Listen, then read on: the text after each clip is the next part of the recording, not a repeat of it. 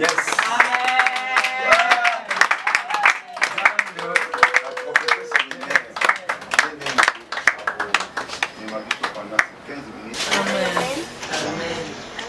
Amen. Amen, amen. Amen. Avant que je commence, j'aimerais qu'on fasse un petit exercice. C'est dans le psaume 136, le verset 1 au verset 26. Tout ce que je dirai, vous allez juste répondre car sa miséricorde durera toujours. Amen. Louez l'Éternel car il est bon. Car sa miséricorde durera toujours. Louez les dieux de Dieu. Car sa miséricorde durera toujours. Louez les seigneurs des seigneurs. Car sa miséricorde durera toujours. C'est lui qui seul fait de grands prodiges. Car sa miséricorde durera toujours. C'est lui qui a étendu la terre sur les eaux. Car sa miséricorde durera toujours. C'est lui qui a fait les cieux avec intelligence. Car sa miséricorde durera toujours. C'est lui qui a fait de grands luminaires. Car sa miséricorde durera Le toujours. soleil pour précéder au jour. Car sa miséricorde durera toujours. La lune et les étoiles pour précéder à la nuit. Car sa miséricorde durera toujours. C'est lui qui frappa les Égyptiens dans leur premier-né. Car sa miséricorde durera Et toujours. fit passer Israël du milieu d'eux. Car sa miséricorde durera À toujours. main forte et à bras étendus. Car sa miséricorde durera C'est toujours. lui qui conduit son peuple dans le désert. Car sa miséricorde durera C'est toujours. lui qui frappa de grands rois. Car sa miséricorde durera toujours. Joie de rois puissants. Car sa miséricorde durera toujours. Sion, roi des Amoréens. Car sa miséricorde durera toujours. Et Og, roi des Bassans. Car sa miséricorde durera toujours. Et donna leur pays en héritage. Car sa miséricorde durera toujours. En héritage à Israël son serviteur. Car sa miséricorde durera toujours. C'est lui qui se souvint de nous quand nous étions humiliés. Car sa miséricorde durera toujours. Et qui nous délivra de nos oppresseurs. Car sa miséricorde durera toujours. C'est lui qui donne nourriture à toute chair. Car sa miséricorde durera toujours. Louez les dieux des cieux.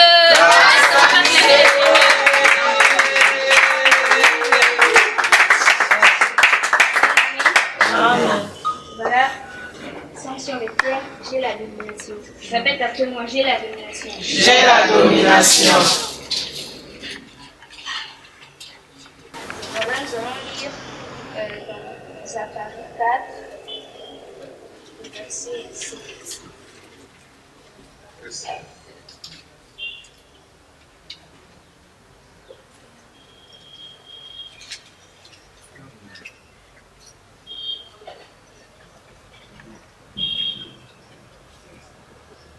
Qui es-tu, grande montagne? Devant Zorobabel, tu seras aplani. Il posera la pierre principale au milieu des acclamations. Grâce, grâce pour elle. Amen. Amen, amen. Amen. Voilà, quand je arrivais d'abord à ce verset, si nous lisons bien à partir du verset 1 jusqu'au verset 6, nous allons voir que c'était un dialogue entre l'ange et Zorobabel. L'ange qui était venu vers Zorobabel en lui parlant, et il lui a demandé premièrement que vois-tu. Zorobabel a répondu en lui disant qu'il voyait des chandeliers d'or, tout ça. Et ensuite, malgré qu'il disait cela, il ne comprenait pas ce que ces choses signifiaient. Il a demandé à l'ange, et l'ange lui a posé cette question. Ne sais-tu pas ce que signifie cela? Là, sur le verset 5.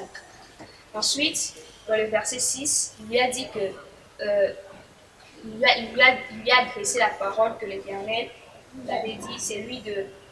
C'est ni par la puissance, ni par la force, mais c'est par mon esprit, dit l'Éternel des armées. Et au verset 7, ici, c'est en fait Jésus qui a pris la place de Zorobabel. En posant cette question, qui es-tu, grande montagne, devant Zorobabel? Tu seras aplani. Jésus a pris la place de Zorobabel comme s'il a pris notre place sur la croix de Golgotha pour nos péchés. Et ça, on voit ça dans Matthieu 8, le verset 17.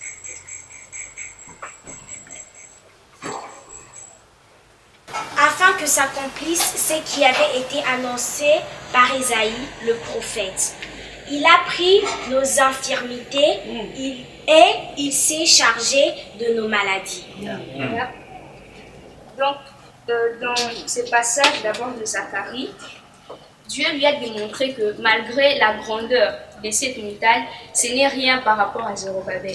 Cela veut dire, je vais dire aussi que malgré, je sais pas moi, la grandeur de tes problèmes ou je sais pas moi de tes soucis, ce n'est rien à cause de ce que tu as. Parce que Dieu, c'est l'espérance. Et là, je vais encore dans Jérémie 7, le verset 7.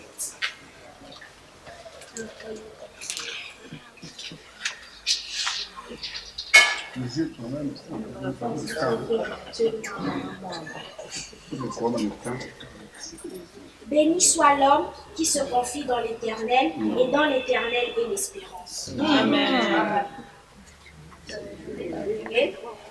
Ensuite, nous allons voir dans Un peu de David, et l'homme qui portait son bouclier marchait devant lui. Le Philistin regarda, et lorsqu'il aperçut David, il le méprisa, ne voyant en lui qu'un enfant, blanc et d'une belle figure. Le Philistin dit à David, suis-je un chien pour que tu viennes à moi avec des bâtons? Et après l'avoir maudit par ses dieux, il ajouta, viens vers moi et je donnerai ta chair aux oiseaux du ciel et aux bêtes des champs. David dit aux Philistins, tu marches contre moi avec l'épée, la lance et le javelot, et moi je marche contre toi au nom de l'Éternel des armées, du Dieu de l'armée d'Israël que tu as insulté. Aujourd'hui l'Éternel te livrera entre les mains. Je battrai et je te couperai la tête. Aujourd'hui je donnerai les cadavres du champ des Philistins aux oiseaux du ciel et aux animaux de la terre. Et toute la terre saura qu'Israël a un Dieu. Et toute cette multitude saura que ce n'est ni par l'épée ni par la lance que l'Éternel sauve, car la victoire appartient à l'Éternel, et il vous livre entre nos mains. Ici, nous avons tous l'histoire de David et Goliath. Mais dans le verset 42, le Philistin regarde et lorsqu'il aperçut David, il le méprisa, ne voyant en lui qu'un enfant blanc et d'une belle figure.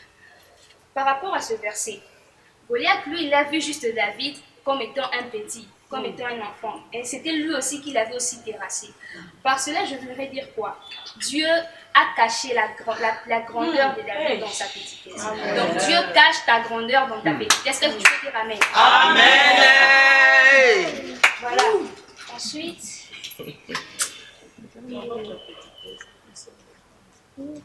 voilà, dans le verset 45, David dit aux Philistins,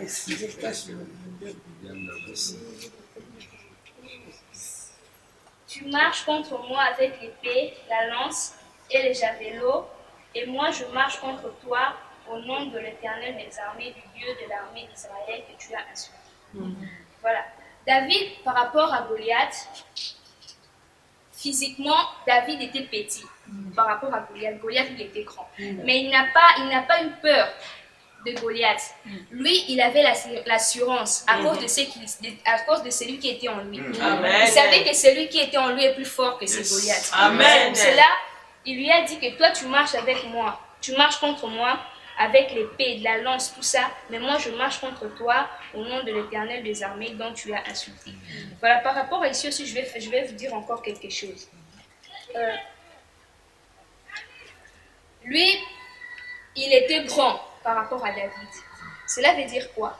Nous avons peut-être l'habitude de dire à Dieu que nous avons de grands problèmes et tout ça. Mais j'aimerais te dire ceci. Ne dis pas à Dieu, j'ai de grands problèmes, mais dis à tes problèmes, j'ai un grand Dieu. Amen. David, par rapport à Goliath, il était petit. Mais il lui a dit que moi, c'est celui qui est en moi, il est plus fort. Je sais que celui qui est en moi est plus fort que toi. Toi, tu peux venir avec moi avec des épées, tout ça. Mais je sais que celui qui est en moi est plus fort que celui qui est dans ces mondes. Amen. Ensuite, nous allons voir la définition du mot domination. C'est l'action ou le fait de dominer, une autorité souveraine, le fait d'exercer une influence déterminante, avoir de dominer par la puissance de l'autorité. Premièrement, d'abord, l'origine de la domination, c'est Dieu qui nous l'a donné. C'est dans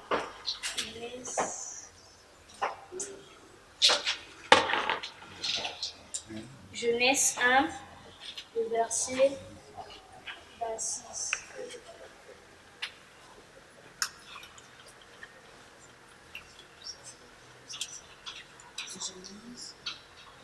Puis Dieu dit, faisons l'homme à notre image, selon notre ressemblance, et qu'il domine sur les poissons de la mer, sur les oiseaux du ciel, sur les bétails, sur toute la terre, et sur tous les reptiles qui rampent sur la terre.